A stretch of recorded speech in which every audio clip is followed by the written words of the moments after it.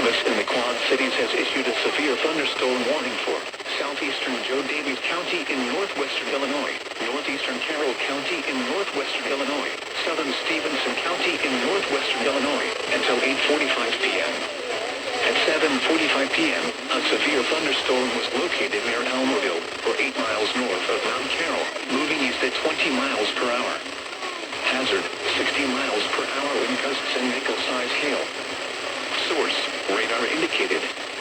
Intact, expects damage to roofs, siding, and trees. This severe thunderstorm will be near Pearl City, Lauren, Kent, and Willow around 7:50 p.m.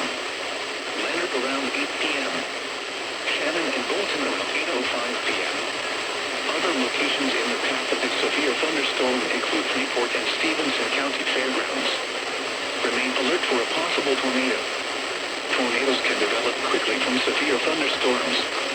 If you spot a tornado, go at once into the basement or small central room in a sturdy structure.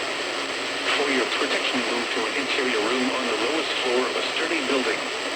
Torrential rainfall is occurring with this storm and may lead to flash flooding. Do not drive your vehicle through flooded roadways.